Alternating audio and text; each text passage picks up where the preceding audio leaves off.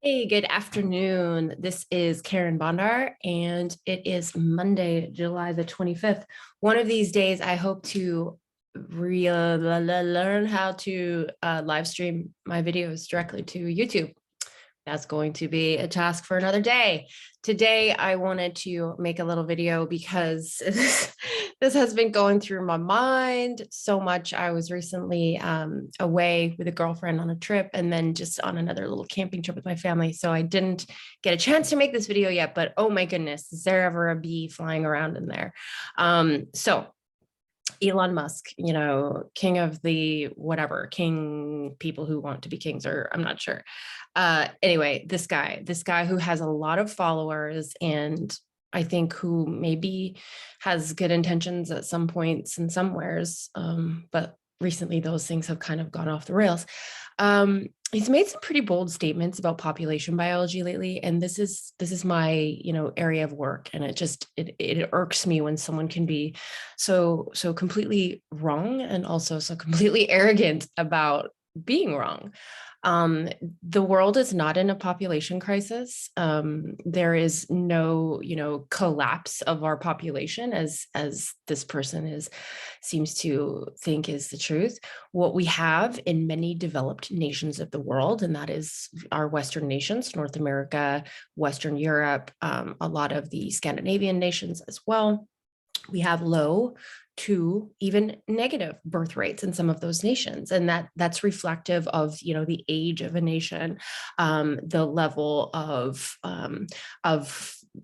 life, I guess you could say. And we're going to just get into this concept here, that is this notion of the ecological footprint of an individual person. What we see in the first world a lot of times is because we have the understanding, the education, the ability to limit our reproductive powers in ways that women, especially in first world and developing nations, do not. We see that we don't have as big a birth rate as, say, a developing or third world nation does. We have almost steady or even decreasing birth rates, but these are counteracted by the fact that we have immigration into our countries, from people that come from third world nations and developing nations. And that's a really important aspect of being a developed nation, in my opinion. So what Mr. Musk is saying is that there's some kind of collapse happening. And what he's referring to is that rich, white, predominantly white, westernized nations don't have a huge rate of growth of their populations in the same way that developing nations do. In these nations where women are, essentially they don't have the power to control their reproductive destiny. They have many more children than, generally speaking, women in Western countries do. And putting resources towards education, towards empowerment of women in these nations is critical to understanding, for these nations to start to understand their own destinies in terms of reproduction and humanity. Okay, so let's talk about then the fact that, we have out of control population growth rates in third world countries. We have negligible population growth rates in first world countries. And Mr. Musk is calling this a catastrophe. What he's really saying is that white rich people should be reproducing more. But let me just also then point out another factor, which I alluded to earlier, which is the notion of the ecological footprint. And that is a concept that came out actually was when I was working on my PhD at the University of British Columbia.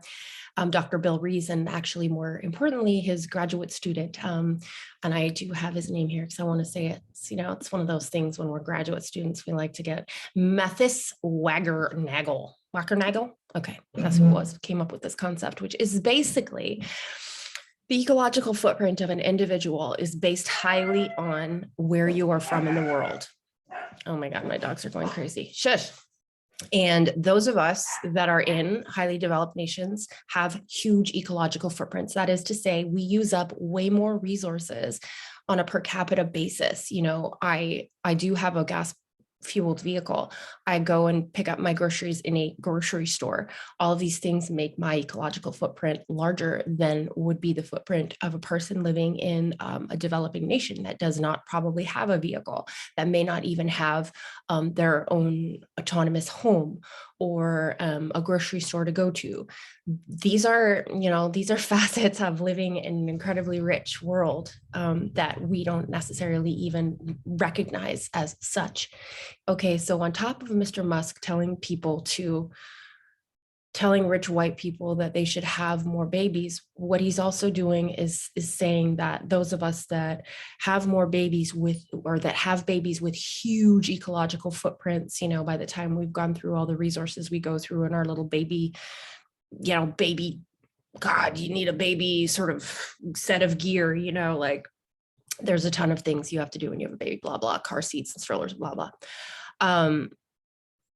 Basically what he's saying is that rich white people should be reproducing more, and then they should also, and by saying that, what he's saying is that people who use thousands of more hectares of carbon per capita, that's how the ecological footprint is measured, those people should be reproducing more. And so that's like just a directly hypocritical statement. I thought he was all about, keeping the planet sustainable, but he clearly isn't. And he doesn't have at least any kind of a decent working knowledge of what population biology is and means.